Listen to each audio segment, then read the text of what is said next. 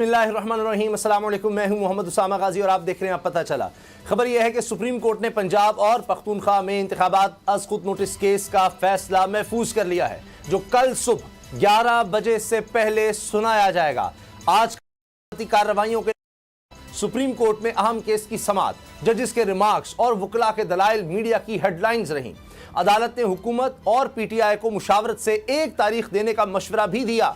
Chief justice ने कहा कि हम फैसला कर भी दें तो मुकदमाबाजी चलती रहेगी, जो अवाम और सियासी जमात के लिए महंगी होगी। अदालत ने सियासी जमातों को अपनी क़यादत से हिदायत लेने का वक्त दिया। वक्त के बाद फारूक एच नाइक ने दलाइल दिए कि इलेक्शन की तारीख देना सियासी जमातों का काम नहीं। इस पर चीफ जस्टिस का कहना था कि इलेक्शन 90 रोज से आगे नहीं जा सकते। अदालत तलाश में है इलेक्शन की तारीख किसने देनी है। वकला के दलाइल सुनने के बाद अदालत ने फैसला महफूज कर लिया, जो कल सुनाया जाएगा। दूसरी तरफ तहरीक इंसाफ के चेयरमैन इमरान खान आज पेशियों की मैराथन में दौड़ते नजर आए। एक दिन में इन्हें 4 अदालतों में पेश होना था।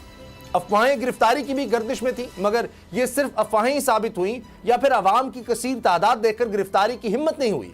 बैंकिंग कोर्ट और इंसदाद दहशतगर्दी की अदालत से इमरान खान को रिलीफ मिल गया, जबकि तोशाखाना केस में अदम पेशी पर अदालत ने उनके नाकाबिले जमानत वारंट गिरफ्तारी जारी कर दिए, जिस पर इमरान खान ने इस्लामाबाद हाई कोर्ट से रुजू किया और इन्हें हिफाजती जमानत मिल गई, जिसके बाद वो इस्लामाबाद से वापस लाहौर रवाना हो गए। अब सबसे अहम चीज कल का सुप्रीम कोर्ट का फैसला है। मुतवक्किल फैसला क्या हो सकता है, इसी पर बात करेंगे। सैयद मुजम्मिल शाह मेरे साथ हैं, कुछ देर में सिद्दीक जान करेंगे और जो कार्रवाई हुई जाहिर है कि उस हवाले से हमें सिद्दीक जान भी आगाह करेंगे।